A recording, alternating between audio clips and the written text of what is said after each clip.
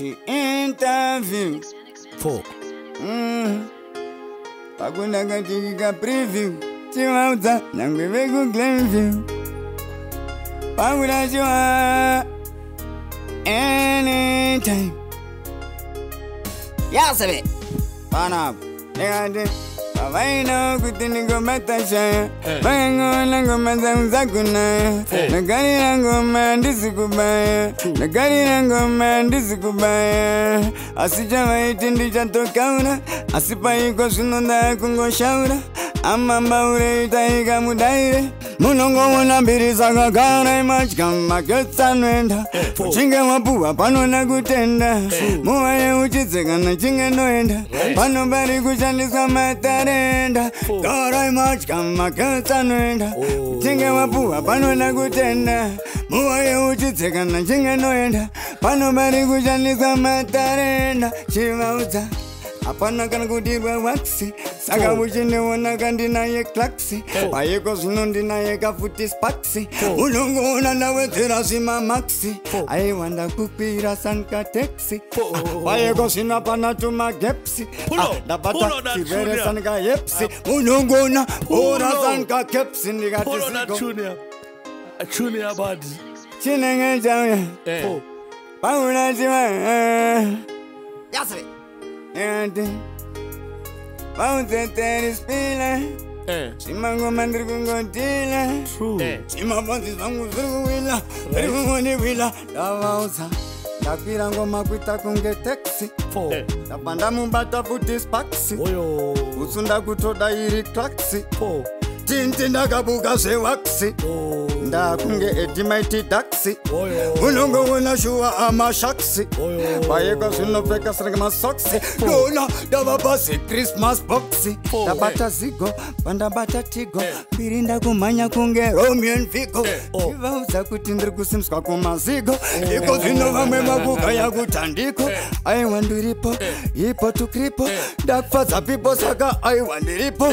Chinofunza chipo, akatenga sipo. Alogu zabila wajoshua ne chipo. Biri, dakunge Nelson Mandela.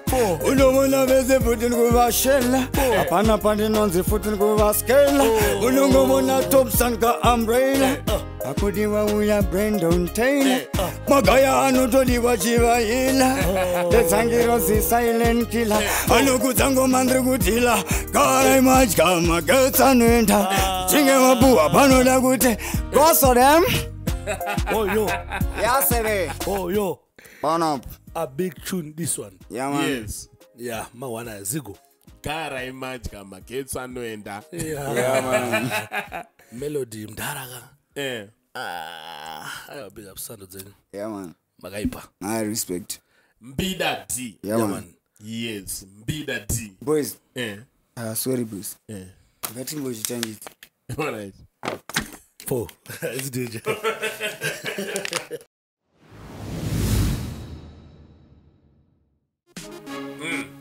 Yasebe. Waila nguni waura mawaura. Ando chose zerwene kutaura. 4. Waila nguni saura makaura. Mubora majondini no mawaura. Waisho wira nguni shaure matauni. Ekatu yasimare wakan pakrauni. Iko zina lagune zabatauni. Do manana monuna mujiraundi. Kana wakada kunote. Wakande batira pote. Ngo bata yango wapote. Tosangana pakate. Apana zekuti wati. Amanza maprati kudira masikati. Uneza mungo posera. Tune ya bad. Kosa leo. Oyo. This is a wonder. Tell them straight. Tennis pila. Lote. Waila wini waura mawaura. Ande chese zirwene kutaura. Waila wini saura makaura. Mubora majondini no mawaura. Waisho wira wini shaure matauni. Dekati yasimare wakan pakrauni. Iko zina lagune zabatauni. Do mayona monona mujiraundi. Kana wakada kunote. Wakande batira pote. Yongo bata yangu wapote. Tosangana pakati. Apana zekuti wati. Wawanza maprati kupira masikati. Nini changu ngoma kungo posera. Kana wakapansa. Wachango nizosera. Asirenga watangira. Nona shiva bakira. Doonda nizajo zanino panda wakandira. Sakanda tibwe. Unyari, nona ngontuka, amecho jingo buka, iwewe na dibwe. aunyari mwana manondiona teshuma nongopona asikandati boy aunyari unoda kungotuka mamecho chingobuka iwewe ndati boy aunyari mwana manondiona teshuma nongopona kana mukada kunonditsvaga kuri kuNigeria mukanoda kumtsvaga kuri kuLiberia mukanoda kumtsvaga kuri kuPretoria ndikudiwa nemadzimai futi eBeria kungoti mimba haipenegosoro vanga vambadziwa ndina King Solo aya ndambopotsera katop olo iko zvino vari kutamba iri ndombolo kunza windi ndichikanda ndandi kunza kudama ndandi ndakudiwa nanatandi bata isindi ndini mukuru wendandi munobva mambona kuti mbidaskumira ndikati chii zvawedzera zvimamaxi vandiona ndina spaxi saka ndataura zvawedzera zvimamaxi vandiona ndina spaxi regai vakaure kana ndikabata ziko unoona kuti ndoshaura regai vakaure vakauya mumaziko ndopamunoona ndichivatsapura rega vakaure ndikauya ndina jiniasi nongoona ndiri siriyasi regai vakaure ndikauya ndina terispila vese ndakuita kuvaria regai vakaure kana ndikauya ndina manto mauto ndamapa poto ikavakaure kana ndikangouya ndine mbida takutoboredza zvimasina regai vakaure ndikauya pana kamera mene ndikuuya nchimbosembesa regai vakaure ndasvika kuya city sports vari kupadonha negotsi ndataura regai vakaure ukopa kabhana doson kabhana kwavakati bhana bvunzai botswana mobvunza kugana vari kuungana kana vanhu vasangana handizotibve muzimbabwe kuwadzana vanokudza ini nemafanzi toudzana kunge chipazi futi kavoudzana pakudiwa chirwere endairutsanana saka ngati pakutodiwa kabhanana pakudiwa kenai bhanana karava vachuna pakuda chimwe chibhanana chandakabva nacho botswana rega ndivachune aiwa rega vakaure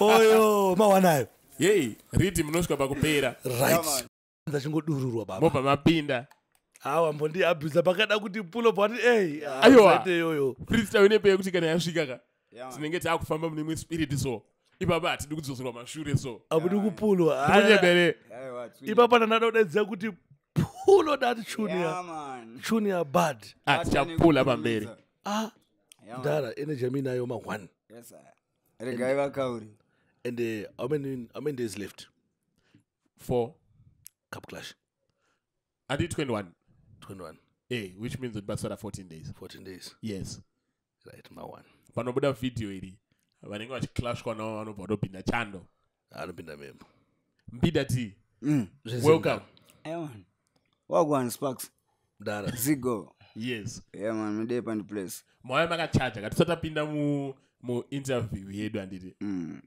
kuchaja kwamangaita uku haisi nonzi chienga here yezvakaitika nezuro nesuro ndakabvunza kuona ngale ndikatoombomaona masuja anopfeka chini nozoti akanditi chii hanzi ndiri paoff ndakabanzwa apa kunzoti iwo wanditi chii wanditi ndakaita sei ienga here makachaja ndati kuona ngale akati chii ndiri paoff saka ino zvinoda ndogara ndiri paon ari paoff asi mudhara hatida kurova imbuka takaviga mupini kana kurova mupini takaviga imbuka chimbadzotsanangurai chii chakaitika nesuro amene wakatuma puratitwa kuti vanenge vabatanidza nagodfather ndatoda ndafonerwa mbida interview kastar fm chichiapa ndakasimisa dhanzi aiwa bo mudhara atopindira so andabata time anoziva nongonzi ndiri wekunonoka job wemaronda ikati aiwa maronda angu airega ndimbomavhara ndega vasvika in time takanonzi zviri kutanga ma10 but 7 8 nandatopa star fm but kadhiri kavaka kaka ndaitokaziya aiwa ndaitokaziya ndikunyeberera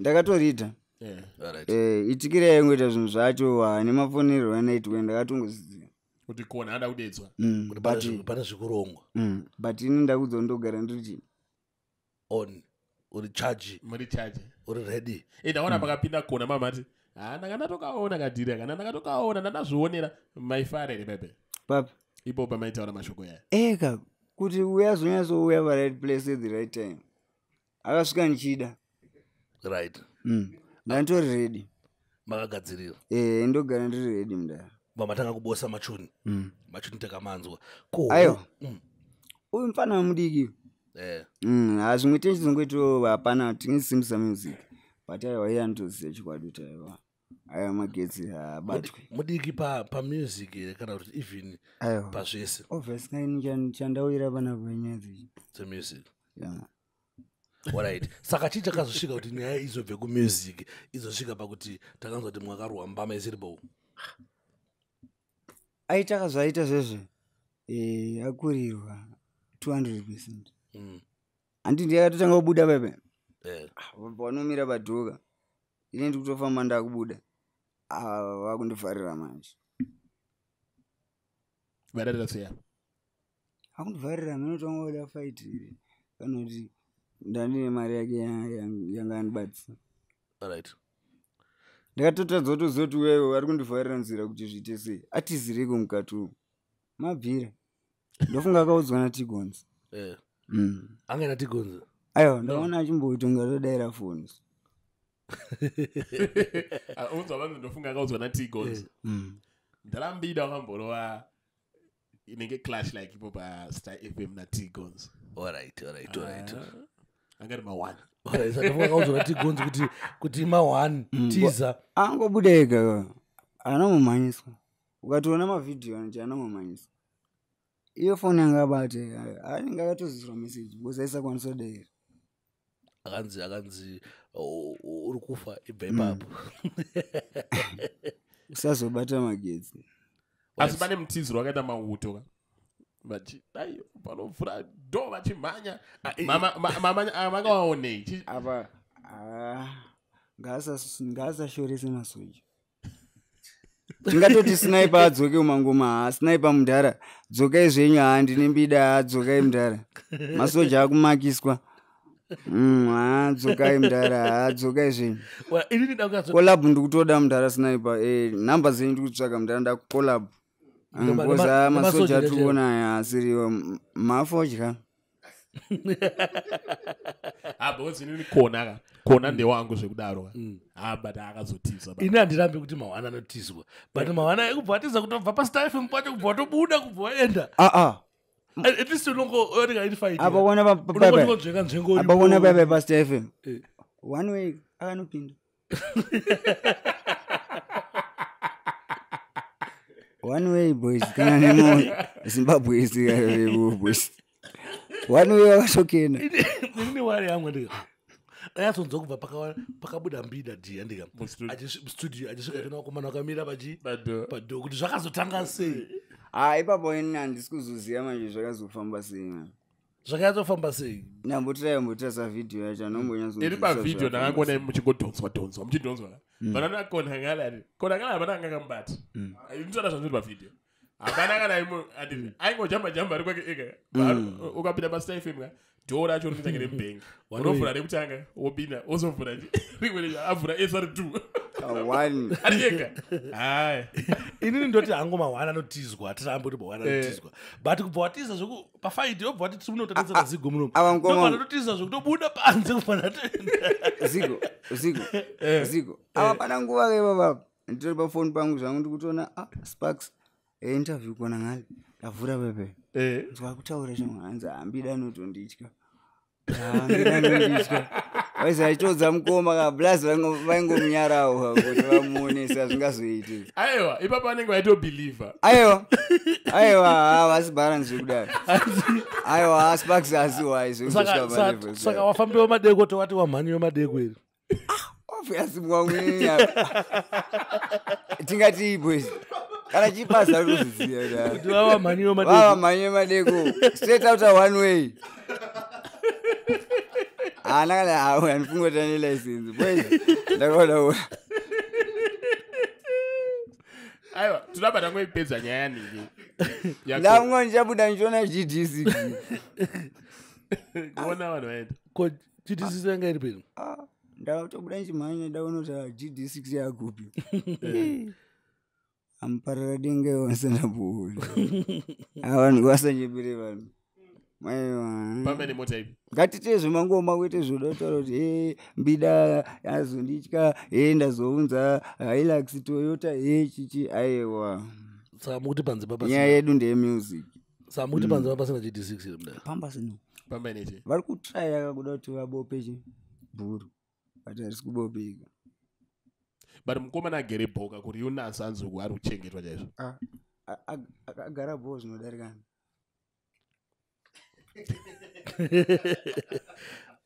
Zvikunzi akagara bho zvinodarika imimi mudhara bozanza kufamba na GD6. Ngwani mungondiona.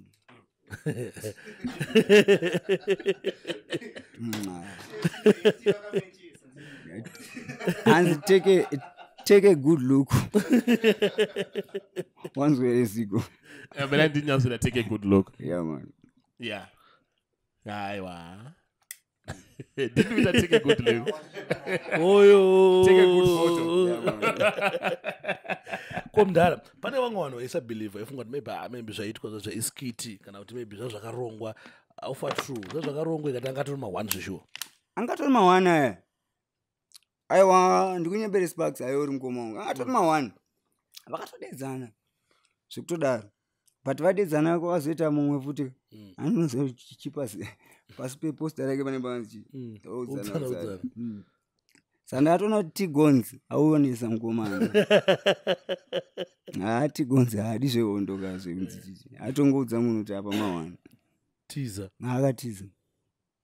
Zvekuti zvinotosha kana pekunyarira neno acho. Saka mazobuda panze bozi makazoti hambo pamire ko panze pacho akatosvika mukomana akatoenda kati hapana zvakazoitikira panze. Tatozongona muhano ega bozi baba ani moto dzinchifuna napo. Mabhero kamunhu ukapinda vanwe unotoridzwa mabhero nyangu vari kwa side unokuridzira kuti onawo kudai. Panze pepe abuda kutiza angapinda muhano wei confusion.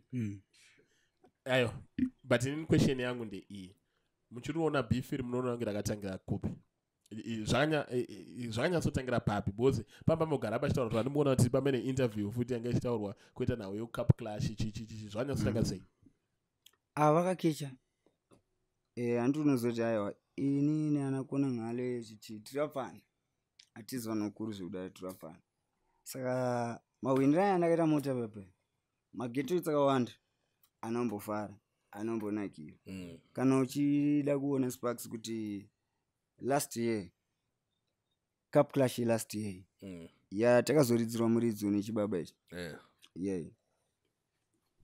ndimbomwa mvura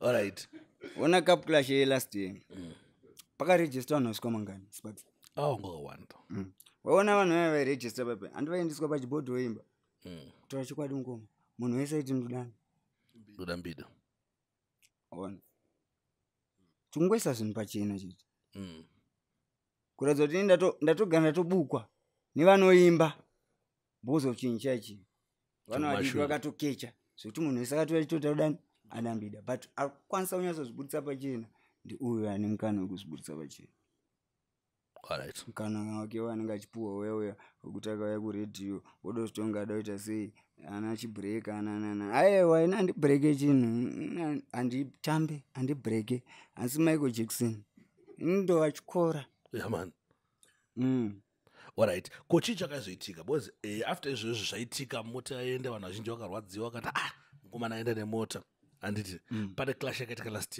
this year muna August handiti kona ngale ende ndakaona Tempomana achikudaidza achiti mbida batika una kubatika mamuri peri zvakafamba sei pepe aiwa ndandiripo ndandiripo pepe pakangoita lack of communication zvandingangokwanisa kungotaura ipapo because zvinhu zvezveka zvandisina mborongwa dai zvakarongwa dai makatona chichodzika pepa touya mangoma but zvandisina urongwa uyu ndiaite zvinhu zvemusoro wake and Tempomana aiwa mukomana handiaiti akatanga kutaura ndodambida kuti Tempomana azotaura kuti mbida uye handi ndiuye angaita dambide asiri zverezi Sparks wakafuka kuti Tempomana aita zvemusoro wake aiwa hapana kati Temboman Anoda kubvunza kuti akaita zvemusoro wake ndiani? Temboman angetizi. No, I respect Godfather to the fullest. Yeah man. The big man knows kuti this Sparks wapana wangu. I respect Temboman zvekudaro. But ndinoda kuzozwa kuti akaita zvemusoro wake ndi Temboman kana kuti ndiani? Akaita zvemusoro wake. Dezero ndudambida. Udambida. Alright, that's planned. Right, asi mimi before sina promoter ndozvakamborongwa here kunzi asi no sa champion ndika achazo clash on na ningi. Ayo. Asinombodaro. Inandi disrespect Chippers. Alright. Mudharo anofana disrespect. Ukaona ndagara neni pasi nevanhu vachitaura zveshow Chippers. Ndoregedza performa ndoregedza kuuya ayo handisiri nembida. Alright. Alright. So I think Chippers apa panyaya iyi. Plus chimwe chinhu chandombokuonesa Sparks. Mangoma aya handiti zimudhanzo. Inini nakona ngale kana kuti vese analibwa nananani. Aisi personal. Aisi personal. Yekuti tingatonzi ndatomaka kona ngale ndikamuona nditaura naye kana kuti ayo hatisikuita personal zvekudaro. Music, but music in a competition. Inonzi music is not a competition. But munotozviona kuti competition iripo. Saka tingati here music isisiri personal ekona ngala akabuda muStar FM akapinda mu1 way. Because charge here one way is kuti no Jerry. Bozo wakapinda mu1 way ndokatobvura hombe. Iye akatofunga kuti unozoti akambozviita ku album rechikoro raSilent. Ini ndichimba bvatanga kupinda mumafans. Ndiri pakati pekuimba ini. Zvakangoita futi nezviro izvozvo. Nezvakangoita futi sports. Saka kuona kuti uyu mufana ndiye anenge achitondipinda personal kakawanda. Saka inini manje ndada kungogura musi wake. Alright. Musi wa 21. Kwete makatoti Musoro kadopakagurwa kabuswe. But still ka musi kunofana kugurwa mafans tiripo tichionawo zveshuwa. Hadi pakapiwa evidence. Dara usatamene video notinenge chitiza. Ndine kuti kana vanhu mukadetsera mama kana nokuitwa replay video evidence ma1. Uchiza pakambonesa na Enzo na Kiki badetse. Enzo achichinja na mashoko na Kiki. Noza Kiki akazongoti chi. Akazongoti hayi mimi amtane kuchema. Enzo bado divitwa. Ndinga pamene chi?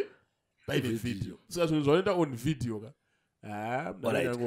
Mudara ndanzwa Mbida achiti last time pakadaidzwa Mbida link up mukomana akaita zvine musoro wake but mukomana ane simba here rekuti akataura kuti ndida kuclasha naWingy D then Temboman obva wauya wachiti Wingy D link up chii chakanyatsoitika pakurongwa kwedhanzi kweyare because maitikira zvakaita ngeiwewe wandika watiza zvakaita ngeiwewe waita chicoward watiza hondo zvakatsofamba sei papasina plannings here dzekuzikana kunzi sachampion akawina mota last time achasvika pata clash kana kuti kona ngala haana kutedzera protocol yeclash musuya iwowo wanga wasina kurejista zvoclash here awanasina. Alright, I think paine confuse because ndakatofunga maybe wanga wakaregister wanga suppose kuti performa because ndo picture yakaita nayo zvinhu kuti ange wanga wakaregister wanga watosuppose kuti performa but wazodaidzwa una kubatika. Saka ndo maona ndakaita but still anyway 21 asvika tasana 14 days nemadezi mashoma kuti zvitange. Pane urongwa here huri kuitwa neChippers promotion kuti mupinde muclash kana kuti sofa pasati pane any clash iripo because sofa ndimi vanhu watingatoti mufana kuclasha watingatobhadharire mari dzedu tichienda kuzona muchiclash. 21 definitely Sting on Sting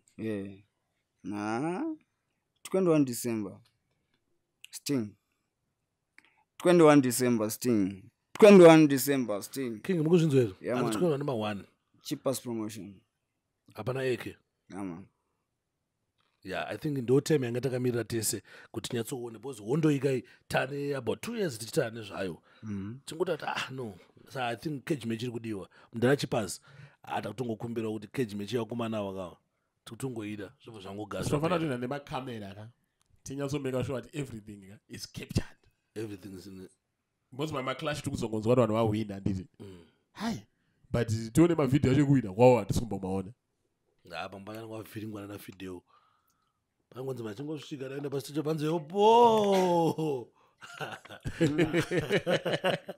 but I think taexosta pakona ngale chichiteka tichidzoka manje kumavambo Mbida D. Ndiani anonzi Mbida D?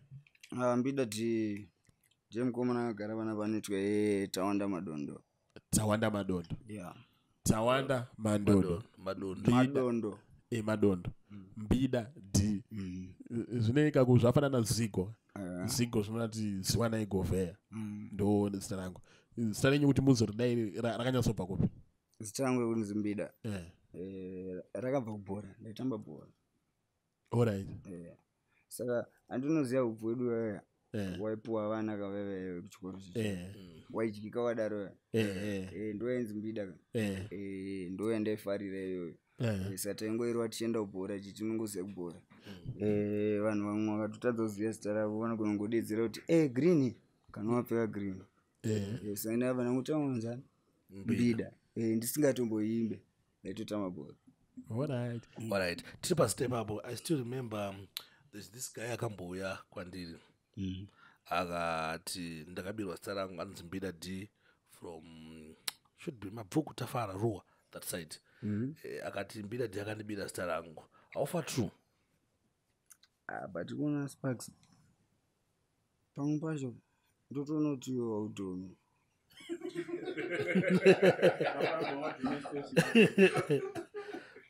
Pamwe pacho Sparks haadhome. Zigo uyu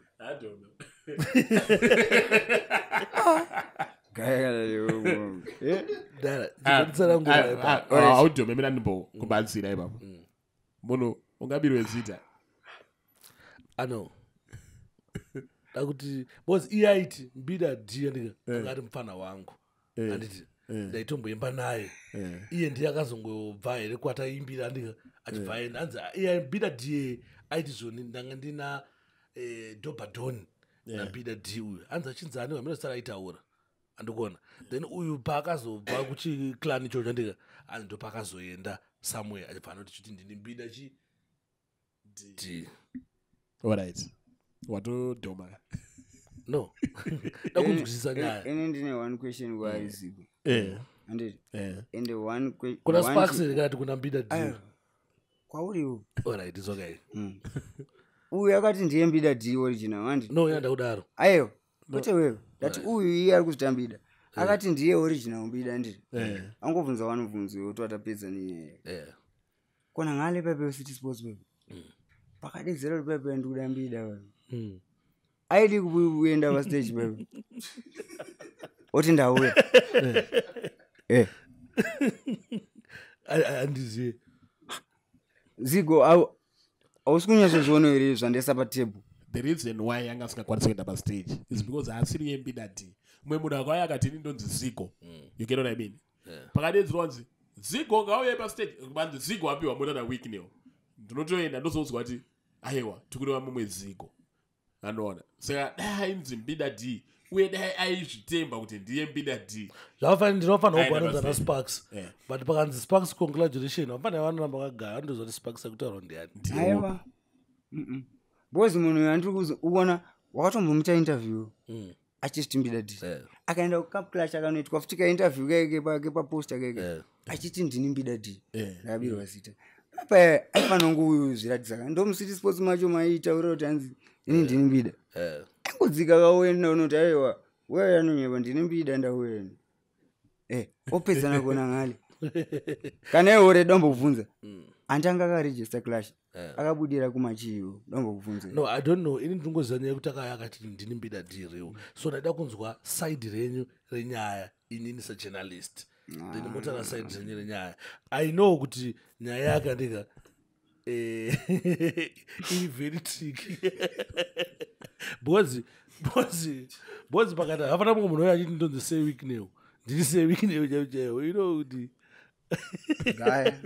kana ti mumwe munhu achiti ndini japi kana ndini wingi d chai nyaya yako nyaya yako yaraswa ngatiise mbini ndaenenge yatriki ngaisiswe mbini muchitamba bhora kudai mangoma akazo inspiration yemangoma yakabva yakabva noSoja Love Sauro chibaba chainditira kusvika nanhasi ndiye munhu akandiinspire kuti ndide music nditi ndakukwanisa kuenda kustudio mbonorekodhawo ndaiona Sauro. Alright, but chipo mama zvona kuti chiripo rini bozi inini ndotoinspire ona Soja Love but andigone kuimba izvozvo manje zvinoizva kuda kuti iye inonzi believe in yourself kana uchibhiliva iwo kuti ndine talent yangu wakawanda wachiti aiwa hauna talent hauna chichiti iwe uchiziva kuti une talent nemwe musi wachazoona kuti aiwa zveshuwa une talent because talent inonetsa kuti uudze vanhu talent unofana kuzviprova because wona after Soja Love talent rangofana nezita unofana uriwe mbida diga unofana kuprova iwe mbida di auprove unenge ngori iwe mbida di but unofana kuratidza kuti ndini mbida di like zvaakazoita iye uye akaratidza kuti ndini mbida di because zvisi pakanzi mbida di andika hapana manombofunga kuti mbida di uya unoziva vanhu vaitoti vanhu vaitoti aiwa uyu ngadzokere bhora ngasiyana nezvekuimba dzokera kunotamba bhora because handaitamba bhora zveshuwa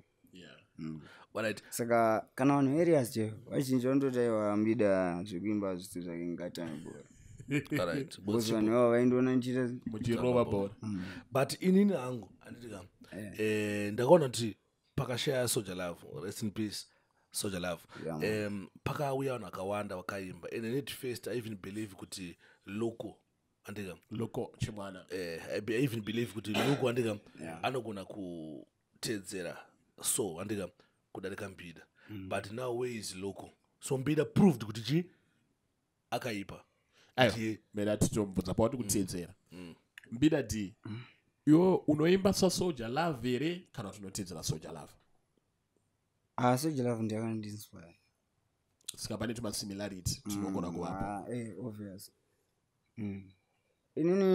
inini Sauro ndiyakatondiinspire ende ndiyangatori favorite wangu ndozati chinonesa Sparks handidi kunyeberera muZimbabwe pane imwe inoitwa Siri yekuti inini Sparks Zigo ndikataura kuti inini ndoda kutedzera Vibes Cartel ndikatanga wemonge Vibes Cartel vanoti munhu akaipa akutonge Vibes Cartel but nekuti ndiSoja Love wemunyika medu wakutonziwo aiwa una mangoma unoziya uri kutedzera Soja Love but mayaka ngoma waya vari kurova mahelmet vachitedzera naVibes Cartel wanti kungojamba vanitodeso because munhu anenge achigona haufa wakanziwo unokopera dofo sando munoza ndakupirei dadza d yanga ri panapa apa ati inini ndakatanga kutotedzera masong aCapleton but atanga kutochinja mamwe acho echirungu ndichaimba neshona vanhu vakaombera maoko hatizi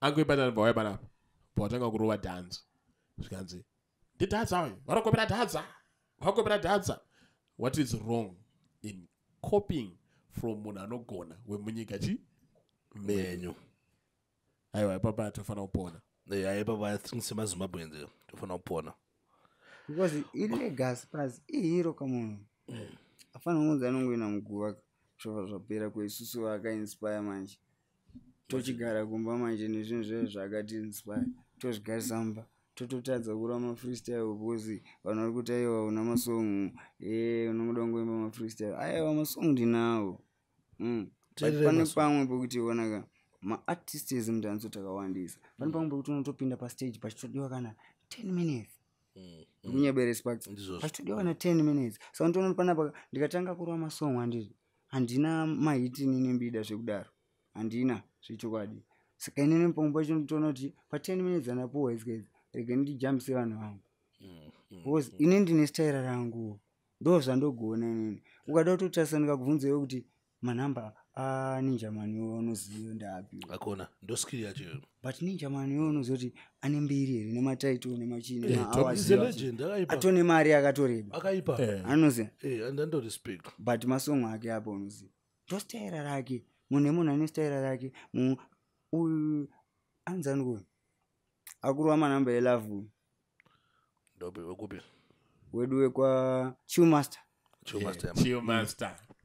wambonzwa Chewmaster achimba zvekuti ndakarohwa nechamba ndazobata chamba ndakabata mogo wambonzwa da aiwa ane staira rake remanamba ake emabhebhi anotoflowa zvinotonakidzawo nesususu totomuteerera istaira rake handiti tofanira kungobhilivha kuti uyu ane staira rake rakadai kusiyana kwekunzi Sparks zvonzi Mbida kana kuti tafadzwa ndonzi Tawanda ndokutosiyana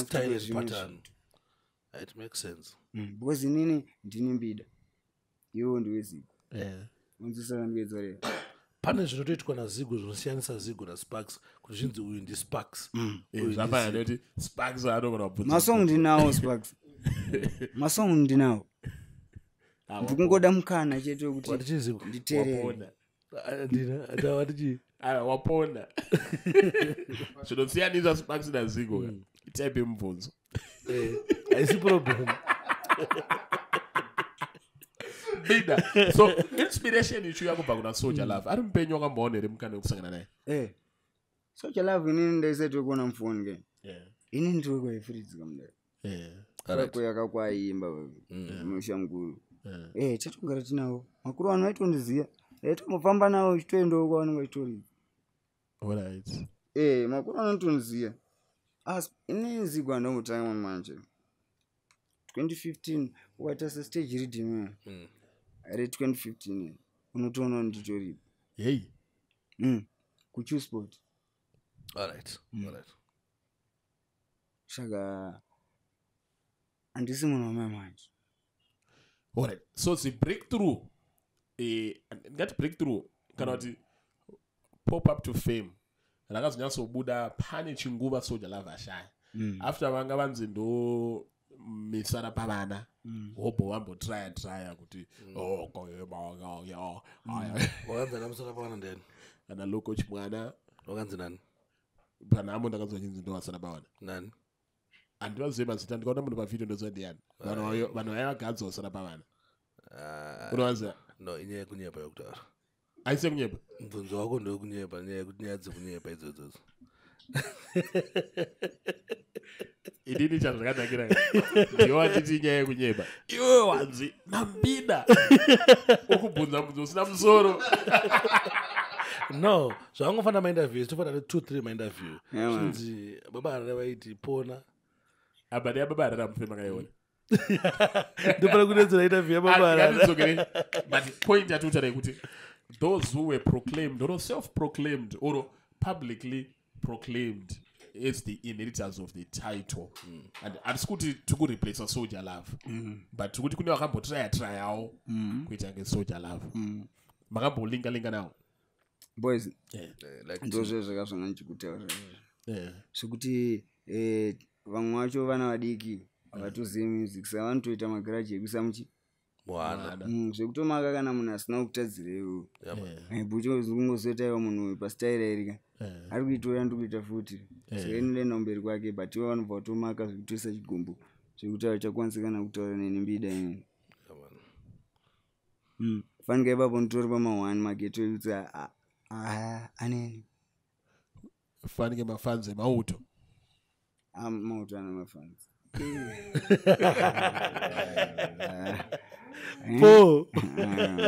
api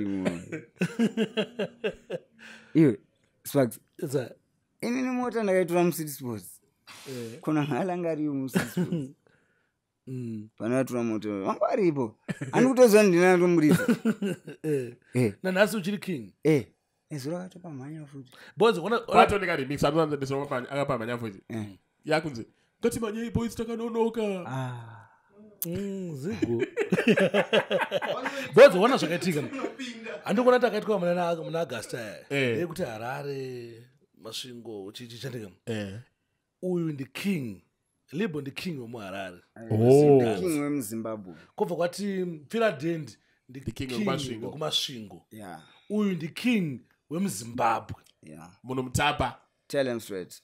Yeah, man. So umambo anafana kudefenda musani 21 kana kuti anokondinya neumambo. Skapa bukatokondinya pano uya rimwe chakwa. Obvious. Tichingopaka. Mota tukutenga dzichiswina. Oyo. Arikuvara kuona zvakatotipina. Tisikumira kusvikira zvavafina. Lekuti vari kuda kutikandira zvidhina. Ini ndakambolinga na Soldier Love, like at personal level, tichombogara pasi tesese ndara. Mukona nyaya yenyu bana Sauro haisi kuimba chete. Even character, the way Sauro yaita zvinhu zvake, the way yaita this Soldier Love. Yeah, man. Siku. Mawani. Even kana kuti kana muchirowa beat rinopera imba maitange musinozwa rapera. Nobvara continue. Only for talent. Yeah. Alright, ko ma projects izvezvi tataura naye ma freestyle pane mamasong akabuda ma projects amakatirongera ndeapi because kune vamwe vanhu vekuti freestyle akaiterera ka1 anenge asingazoda kuita sing along freestyle all the time plus ma freestyle anyanyoroverwa chi pamapodcast maisa ma projects makatirongera api. Ma projects now tine EP rakati rakatobva kutobuditsa ipapo akatiri kupusha anonzi hora. Tine masingles futi akati one day kwa Simple Solid Oskid anzango Benito. Tine masingles futi ariko ku Choose Sport. Choose for you DZ. Tine futi machuna ayo basa tubiti but mamwe acho manje sataburitsa takamboburitsa EP rinonzi hora. But koma collab mune ine ma collab amukufunga kumbotroera kana kuboritsa pane ma collab aripo. Collab aripo akatotinywa but in the 2025 to next year. Alright. Koma videos tiri mubishire kumaita futi. Alright. Right. Koma shows kukamira usei kuma shows wana rikuwe ari kubhuka here zvakamira sei mukuru wase ma shows. Ma shows turo wana rikubhuka. Alright. Aiwa zviri atife takashora level 10. Yeah man. Ritori hombe panguva iyoyo. Chemistry yenyu na Simple Solid. Chemistry yenyu na Simple Solid yakamira sei? Simple Solid mukoma wangu ndo respecta mwana kuti panga ndiri Botswana aitombotumirawo kana maridhimu saka pandakazobva Botswana papa tanga titone link. Alright. Zvotangosvika tikangoita tango clip saka ndiye munhu kuti tokwanisa kutoshanda naye na Genius Minto inonzi USD music ndiye Genius Minto iyi ndiyedu manje studio iri kwaIfield. Feel une makore mangana dzochiti mukoma Simple Solid munonanga Simple Solid mvara inini 22. Yeah.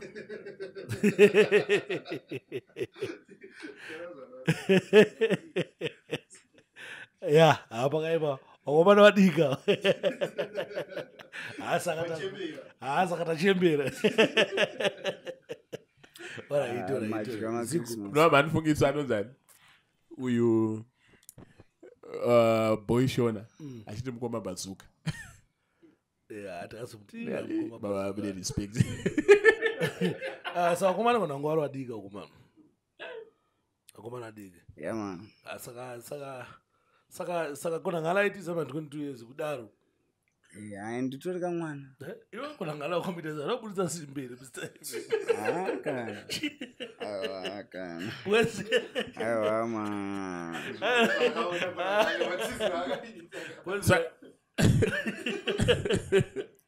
Zvatada kuita pana baka. Saka chipinda performance. Interview yedu yawo yapatime kuti pambari pa hit. Saka I think that is the most that people wanted to hear. Yeah, saka toba tapinza PV ade.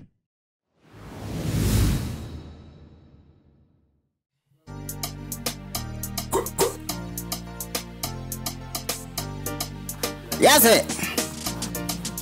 Ngandi mangura joa. Enit. Yes, Nanamanza, Namago Candida, Mangaguda, Mebogudi Candida, Asnaguna Maganichi,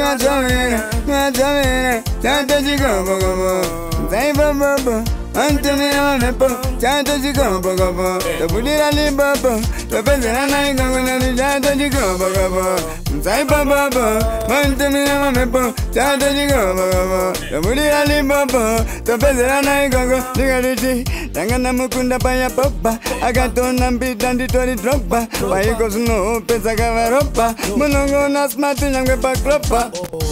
Jeva Uzetova Illa, Paicos no Simango Mandrigutilla, Abata Genius Tavatama Vicious, Monongo Nadrigumania Tama Vicious.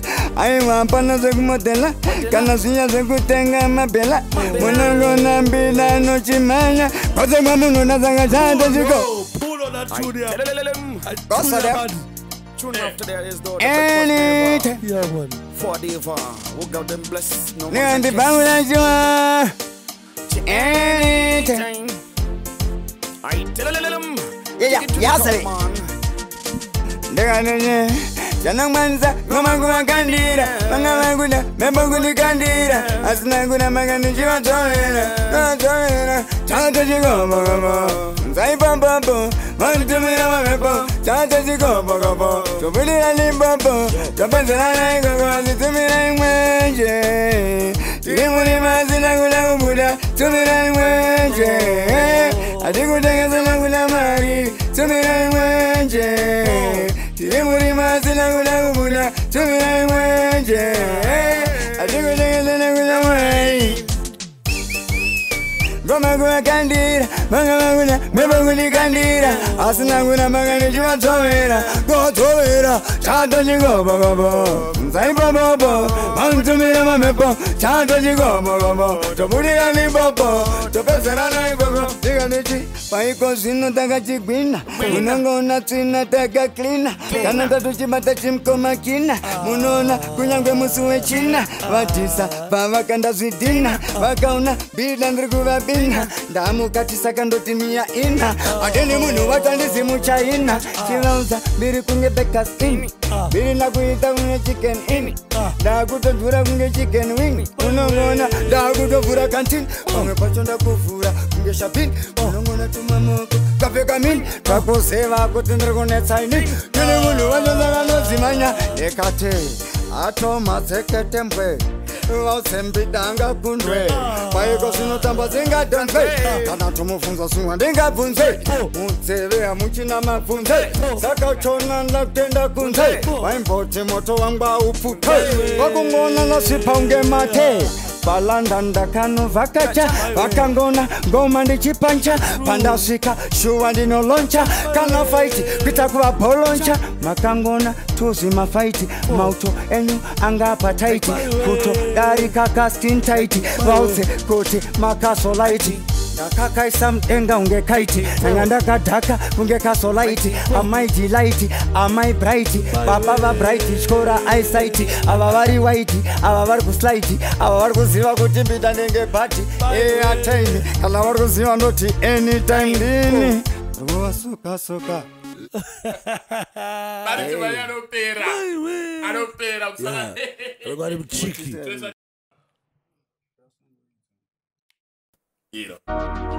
Yeah. Respect and manners anytime when you deep and respect your mother and your father every day. Put prayers upon them to be natural better.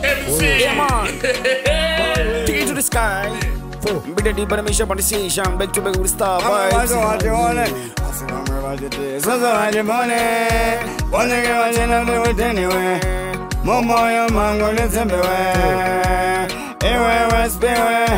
Hangano tanga dewe Pangwe bajo manyara Maito kangu tena sana Moche seta makangwara Nasena wenda lando kwani sayana Asikuru sarenda Deso sarenda Kana noenda Kana singe noenda. Yeah, man, big up Terry. Anyway, you there upon the best manager in the whole world. Defend the title anyway, you there upon Jagged and bless your family, man. See me, rise to the sky, no tell no lie. Take it like a bomb, my selector, your bud. Play the team. Big up Zigo. Big up Zigo, anyway, you there upon. Jagan and bless you, man. Big up Sparks. Big up Sparks. Anyway, you deep on, like up yourself, man. You're bad. Respect to put on you. See me? Easy. How's that genius? I told you. Yes, sir. I'm a dog, I'm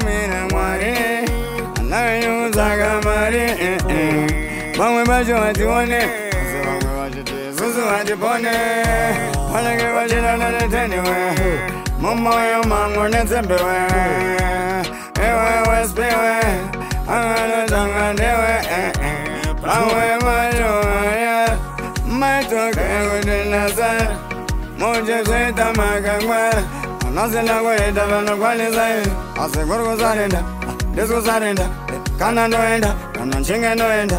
Pano barwa fambo, mufambo. Pano barwa kwezwa mutengo. Abambo im, korgo sarenda. Desko sarenda, kana noenda, kana chinga noenda. Pano barwa fambo, mufambo. Pano barwa kwezwa mutengo. Abambo im, saka wakota zina kote kwesere. Tawanda gaza de bengere, kana tono gaza de tengere. Asendrogo kanda de verere. Nati mamaga kutuka, manametire maguseni ujemuka. Mameshi magabuka, ingoti mariti wangu wanotema nabo. Sanga mangani watatamba nabo, wangani watafama nabo. Watanga tena wo, ase vargo kaya taka shisha. Kargo sarenda, desko sarenda. Kana noenda, kana chinga noenda. Pano bargo fambo, mufambo. Pano bargo kwezwa mutengo. Abambo emi, akorgo sarenda, desko sarenda. Kana noenda, kana chinga noenda. Pano bargo fambo, mufambo. Pano bargo kwezwa mutengo. Abambo emi, watra ya bese kuda kunde testa. Ase se boro vanonde chesta. Vaka chaira kukopane kupesta. Trumo chanya sango mida ndaka resta. Unongo nakanonde chetaura. Kuchengo mande no bata vese ndiche waura. Waura, watra ya kuda kutaura. Ase vargo vala vese kuche vargo gaura. Lai matunga mera mare. Vala wenyo usaka mare. Vame bajo ajone. Ase vame bajiti zazo adipone. Ase bata wangu fanti. Chevauta, takotoda kamaranti. Onongo nande kasweka pamuzanti. Apana, siku yimbira mapanzi. 10-16 rounds. Inengenda kutoda zima pounds. Monongo unafuti ndazimbisa sounds. Tene munu wacho kunyangwewe underground. Mwana mbida nanisa futi pataundi. Chifunza boss gaga vari pataundi. Chifunza boss gaga vari pataundi. Chifunza boss gaga vari pataundi. Yes, sir.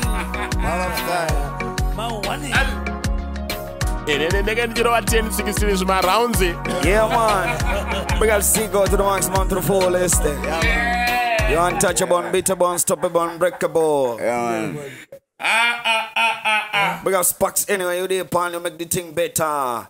Check it and bless you to be greater. Anyway, you there, pan. See me, shine like sunshine. So last one, yeah. We got Midza. Anyway, you there, pan. We got Dangaliga, Dano says, eh? Big up manager Tinashe. We are manager Tinashe. Rise and shine and shoot like shooting star. Easy. Are you ready for your fall time? Are you ready for the mad time? Are you ready for the good moment? Yeah. Easy. Pantana ngwaribwera. Pantana. Akutomes. Pab. Inini ndonzi mpida. Musi wa 21 ndo Urumvira ngamurumbo. Bila adigitira. Waking time. Yeah, man. Musi wa 21 ndo wabika. Ndo pandaenda kumba nephima. Amamantikane kuzen.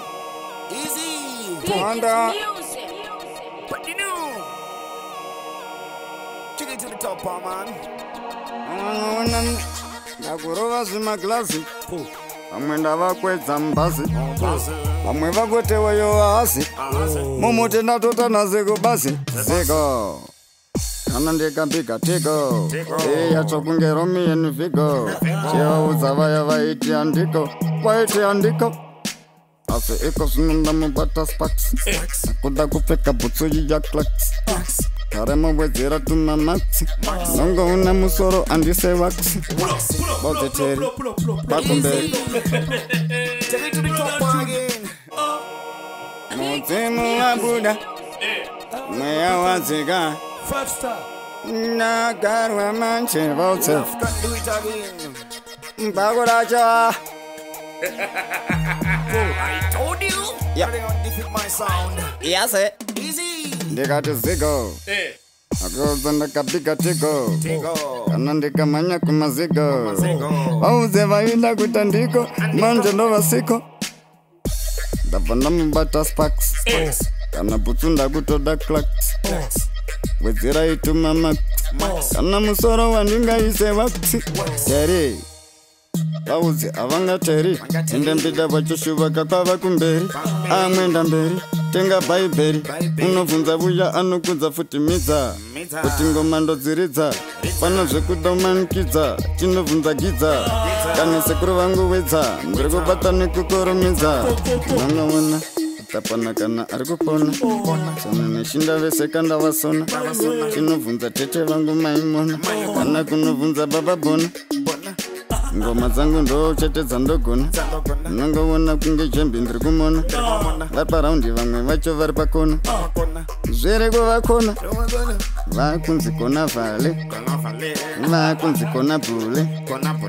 vakunzi kunya bhule nekuti ava futi vadhakwa nebhule ndeve black label ndana maimebo ndatena matebo vegetable vavudze kuti mbida vacho ndiri apple kana mukada chikafu ndovachisira patebo kana kureunas ndogona kunova bumbanasi pano zvikwanza zvimasasi kana kureunas ndogona kunova bumbanasi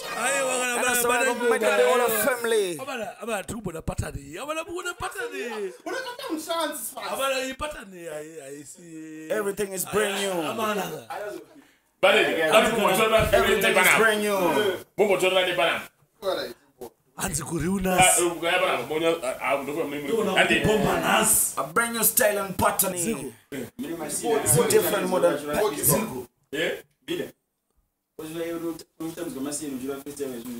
ziku ziku hanzi kana kuriunas bombanas po Topide.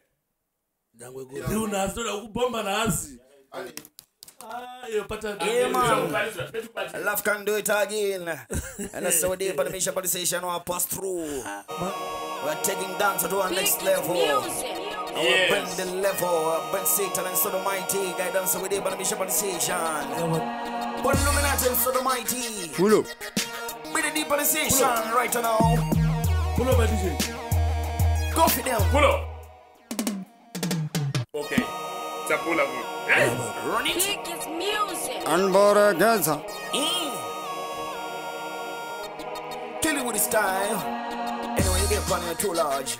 vakuracha ngomachona ende ndakati zigo vanangobiga vangu tigo kanozwa nzi tiri mumazigo havana kuvitwa nemabingo tarira malimbo kana ndikati maxi ndabva ndanobiga wangu spaxi mutsui yagadzira iklaxi nongovona musoro amuna kana waxi pombo mukadasti kana ndikati teri vato kumberi karava vavudza vangateri kana ndikati teri vato kuseri mbiri kutodarika kablackberry kana kati mhanya iwe futi manto kana vamwe vacho vari kuda kutanga bhato vatedzai moto vari mumukoto saka muchengovona tava wainisai moto ndikati chii ndabva ndangobata wangu genius kudza ndiri kumanya zviri serious fasi kutopfuura kana firias baba finias asi ine ndikati bhule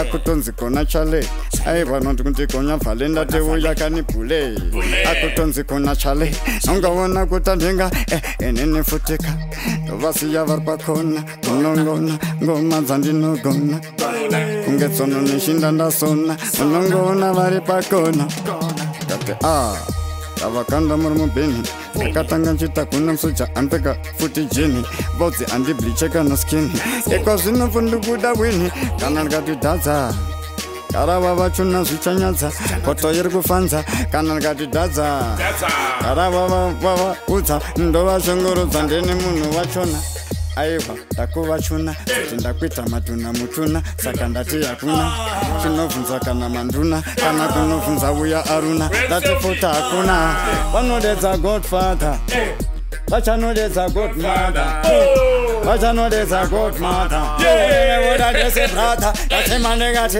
vachanodedza godmother vachanodedza godfather unozonodedzwa god brother beno inogona god sister nenge vatovazvimbisa vatobuda mabrista ndakunge vanhu vari paeaster ndakuita kuvatosta ngechingwa ndiri kuvarosta vari kungojaira kungozviposta seko zvinosanika batista unonge unondasiyana nemasista vandinosvika vari kubuda blisa kana ndikayimba ndiri kuvapanzwisa vari kuziva kuti ndiri kupisa teri vaudze zvakutoshamisa nechipo chedubuti chari kutangisa kana ngatiziko vandamupiga vangu tego nyanga kumaziko kana ngati spaxi ndabva tangowedzera mamaxi kusukoda ndadzoka futi ngatiziko kana bhora redu mumaziko sinobvungatiko kandadzoka ngati spaxi vakoda kuwedzerwa mamaxi wedzeramo dati king of zimdanso kwete king manodigwa bonzo aiwa vanchavadyira gonzo vawosekotendenge alfonso ndauya epi yacho yakanyorwa kunzi southside aiwa nengoma nditori pride aiwa ikandi haidi saka muchona ndenga kunge kaiti aiwa andingamwe sprite bata kurokore raiti unonga vona kuti vese vakuti ndakokoka futi nerevaivi aiparpatanzi ndarova majaivi chinovhunza pozi dzangu futi kaini chinakodza kuti ititone shaini chibvunza baba braini pakudazvemafresta ndikati kureunasi ndogona kungokubhomba nhasi reunasi togona ngoibhomba nhasi ndikati pareunasi nangova ndikati pareunasi amwe ndovabhomba nhasi hapana zvewanza tumasasi ndati pareunasi ndakovaita madomasi hapana zvekuwanza tumasasi vakajaira kudaka kunonmerura vamhanya futi kakunonkerura bhora vaitoda kunonsabhura asi vakaona vachitambura chindara chacho chakatanga chanpinzira chikati mufana wangu ngomuregerera ndabva ndamudzosera meseji nchita ndimusiye nekuti aterera shamu tikati mvura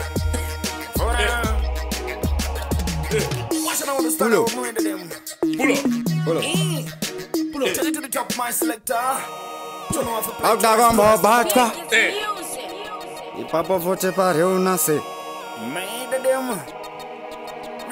enene futi andina video kana tuma audio anondidedza kuredio ona vachona ndati pareunase ndovabhomba nhasi hapana zvekuwanza masasi ati pareunase ndovabhomba nhasi hapana zvekuwanza tumasasi chimudhara chake chiyaka chakanpinzira sikati mfana wangu ingomuregerera ndakabva ndariplaya meseji nanimusiye futi nekuti aterera shamu aiti shamuenda bhavhu achizvita antamba nebhavhu ndakatozoona ane vhavhu chinovhunza kana wangu lavhu ndati shamuenda bhavhu apa futa hasikurova bhavhu ndiri kumona titi gwabvu akaona nomuchora mbabvu waato hurubvurubvu akazofonerwa nauyati gonzi akasiyana nambida nokuzora ponzi ukakwara hakutengere slonzi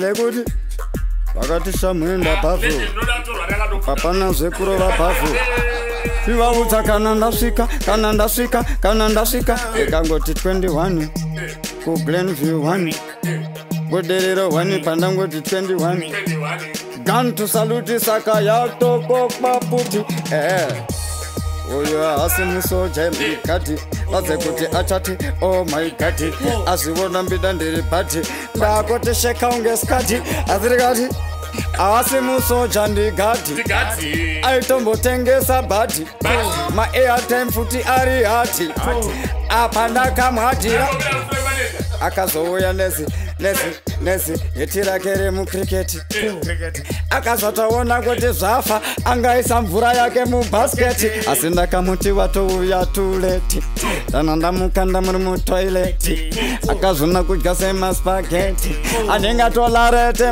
vatishamwenda bhafu apa vasikutamba nebhafu ivo vane nhapfu chinovhunza lafu ndakutyora mbapfu ndosiya ndaita hurubvurubvu kana ndikati chipasi 21 pari kumuka fenazi angava maskate kana depasi tiri kutongomesa marukasi karamba vachuna ndikati godmother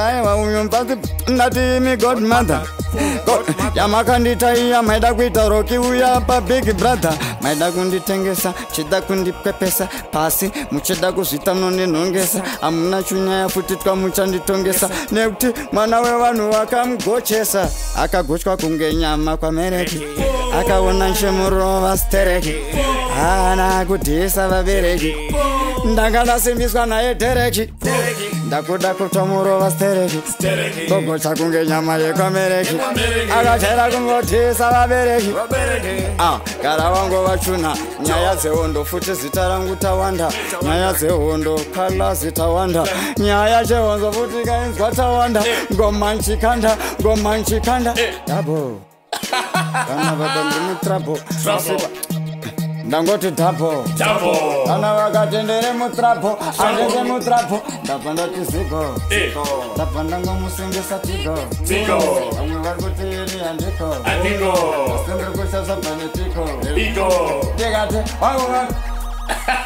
wandiunanina spaxi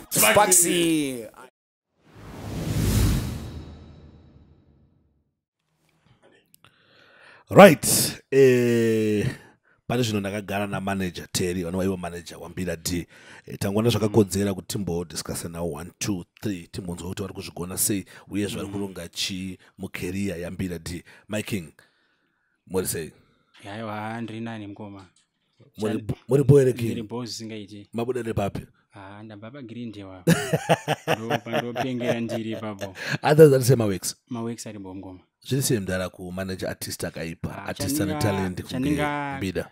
Tanga kukwanisa kutaura ndechekuti I think vanhu vanoteerera zimdanzo my name harisi nyowani panyaya dzemusic.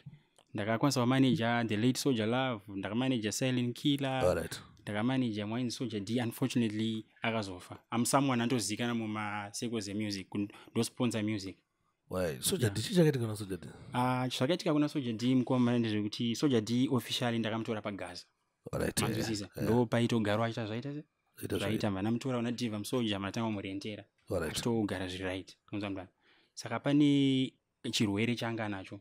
Chandisingakwanisi kutaura panapa palive andika. But akadefaulta. Mapiritsi aita se?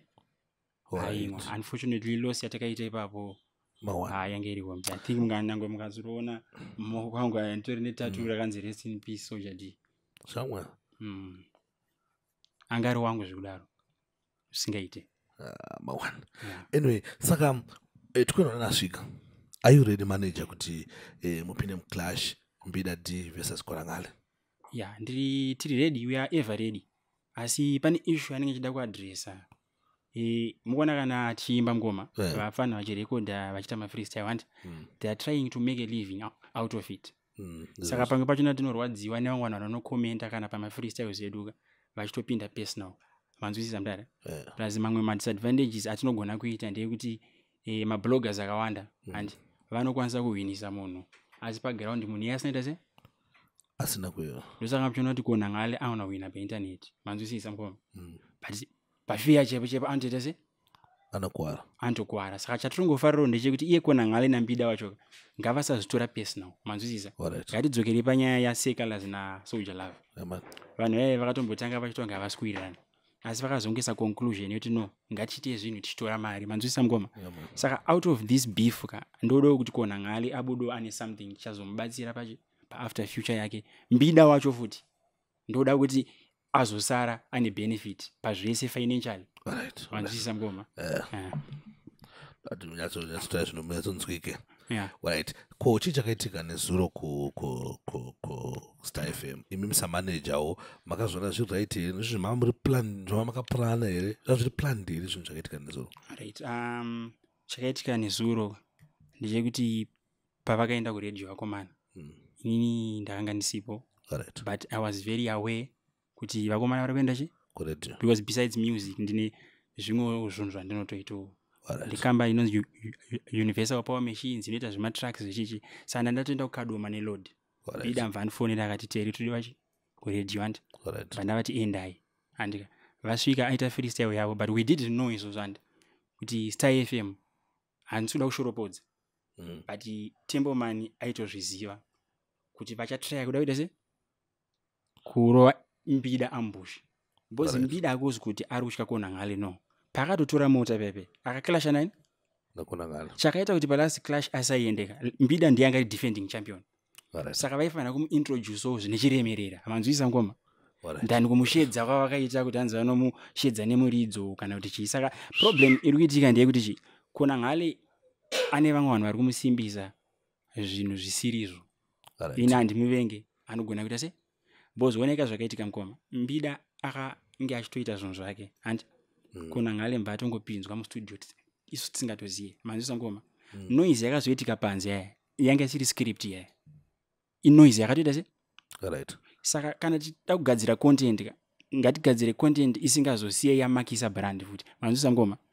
Because makada kuzicheka Star FM radio station ine security and but makatasa nezuro security yange yakatomira vanhu vachita se vachita noise. Manzwisa ngoma. Saka isusu tiri kuaccepta zvese zvatikuendwa nachona mangoma injuga ngoma. Tinogona kuwina, tinogona kusaita se asi tinotofara takatombonyorwawo pamazita evanhu vakambowina. Alright, asi mimi munoona kunge ndaona kunge mukuchemana Temboman kuti Temboman akaita zvinhu izvi musingaziye kasheti kangaitwa between Kona Ngale and Temboman. Munoona sekuti Temboman anokufarira here? Munoona sekuti Temboman anopakura zviri fair here when it comes to nyaya yeclash ya Kona Ngale naMbida team?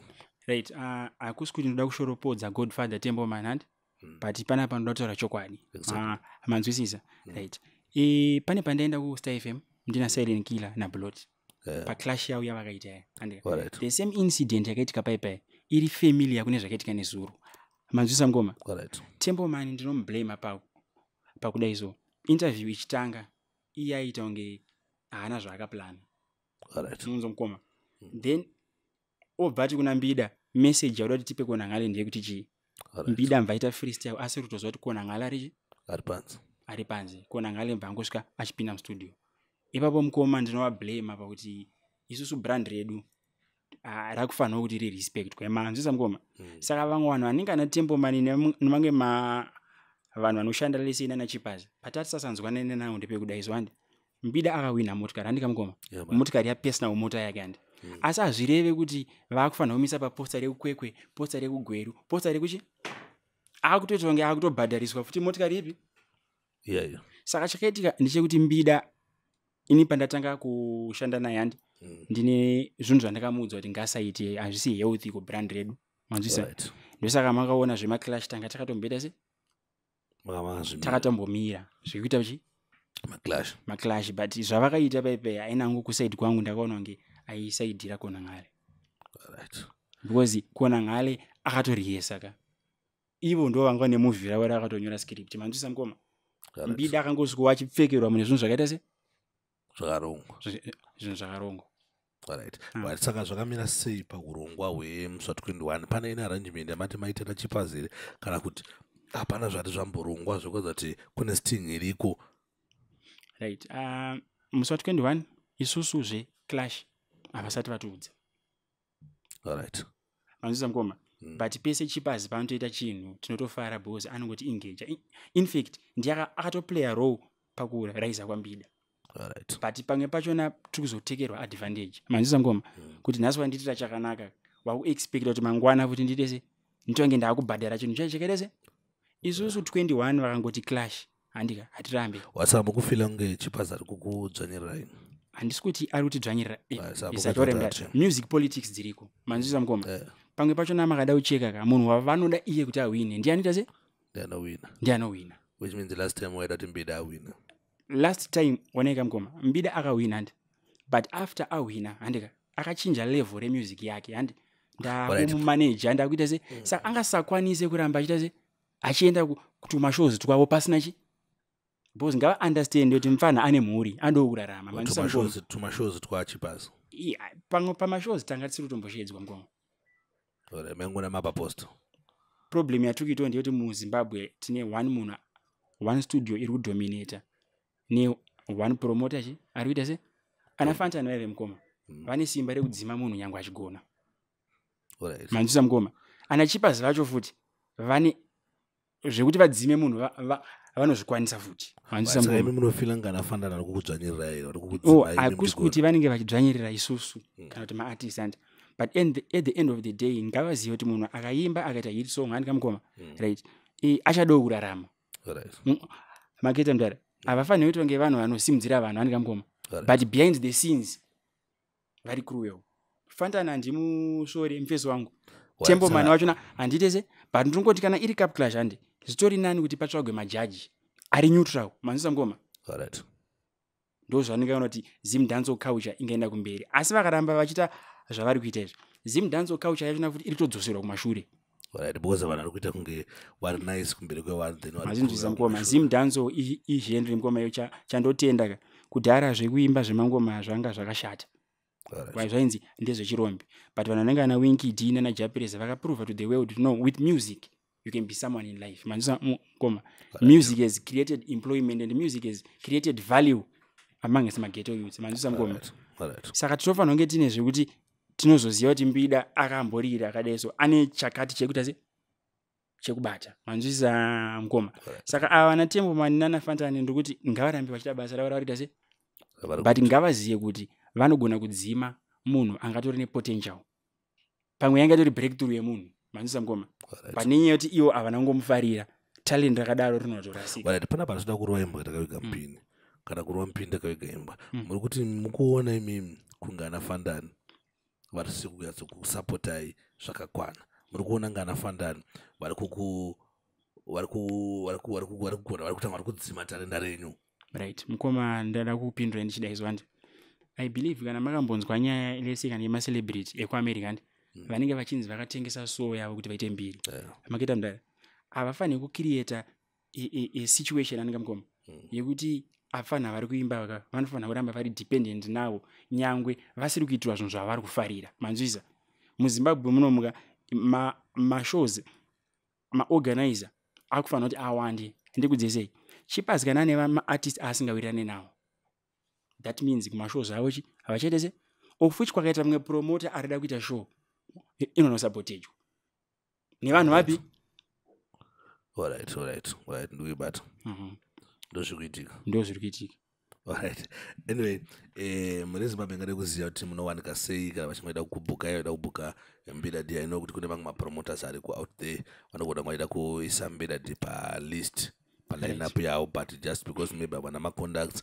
havaziva nokubata sei vakushotadza saka munobatika sei alright tine unfortunately takaitwa munyama page raMbida ranga rakuma 100 something thousand followers paFB rakayekwa saka takutotanga kubva scratch tine page redu rakanzi Mbida D official makatarisa pabio rachona rakatonyorwa kuti rimwe rakayekwa iri ndo rachi ranyowani vanenge vachida vanokwanisa kundinike na page rangu ronzi Big Manners Entertainment mwana wamambo chakanyuka unondokwanisa kungova phone number dzangu dzekuti 0783 645 970 0783 645 970 right but page ringangoda rakayekwa kona ngale aiwa zvekuzongwara kuzosvika ipapo hana kungwara kusvika ipapo ngoma manzwisisa aiwa hatingazombomuta angangwara zvekusvika pakuda kuyeka akaunti yaMbida aiwa haasangwara kusvika ipapo munhu arongokwidzwa ndege zvake alright ndafara kutaura nemanager mene kana mine zvimwe zvamungade kuudzawo muri Zimbabwe pamusoro pebrand renyu pamungade kuudza muri Zimbabwe about Mbida D zvinhu zviri important zvokuti right chandingangoda kungotaura kumhuri yeZimbabwe ndechekuda izvo pane mamwe madebate ndakatomboona muchitoma maito futi muzakwama panyaya yekuti danzo yekujamaica neZim Dance zvakasiyana papi kuita ngoma kunzi uri international artist azviro unofanira kuimba chirungu music at its own is a language unzomkomba takajamba masongs anapurunga tisingatoziva kuti zvainzi chii aizamba saka ndoona mumwe munhu anoimba nechirungu akuti anzi anchaimbe zim dance ndikuimba chi dance unzomkomba kana tiri kuti isusu zim dance tiri ngoti dance being done in a Zimbabwean way hazvina kushata. Alright. Aya vanofunga kuti wakamba nechirungu yawa international mafuzi mazvoona mukoma saka ndopate chingoti vabereki veZimbabwe tikumbira kuti vangosapota zim dance culture maketa mukoma izvienderere kuti ratokireta employment kune ma DJ kune machi imimi pazvinhu zvenyu zvamunoita amite 1 week musina kuassociata nemunhu wezim dance. Yeah man. Manzisa mukoma. Yeah man.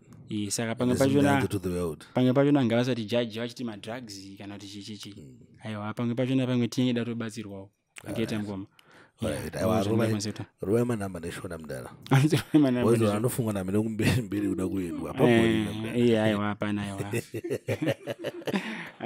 avameuda kuendwa apamborira kumberi ndikoku kwatitori vamwe vanogumira kwamutare tikuti vamwe vanoenda nationwide vagumira kwamutare kumberi akuborina kumberi wadai kumberi kwaini nekumberi kwaiendwa dai anaye wakaenda plus tingoripo panapa chimwe chatoda kutienda mukoma Zigo muona kuti mukoma Sparks and ndichikuapproacha kuti waiza toda kudaiso nekudaika amuna kuti shainira maketa ngoma kune mamwe mabloggers and kuti atipostere chinhu chedu isusu aritoda mari manzisa mukoma but imimi mawandiro ari kuita maartists pamapodcast enyuka ari kuratidza kuti somehow maconditions enyu ari favorable zvamatiita mukoma zvoti munotishedza totouya kuzoita podcast andika musina mari yamatibhadharisa musina mari yase tatomboshamisika kuti iwe katira atinzi gaurera because tajaira kuti ndo zvinongoitwa manzisa mukoma saka ipapo handingokutenda iramba muchita se Zigo kana muchipusha zvino kumana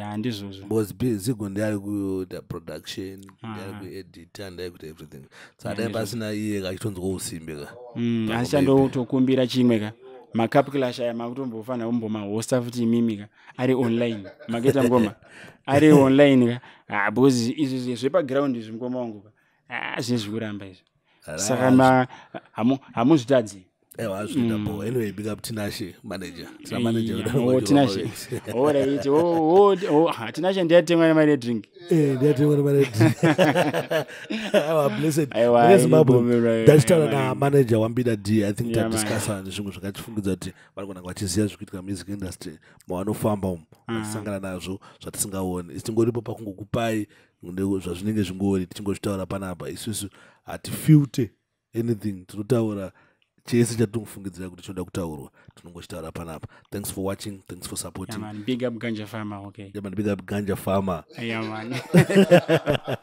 Big up Ganja Farmer. Blessed.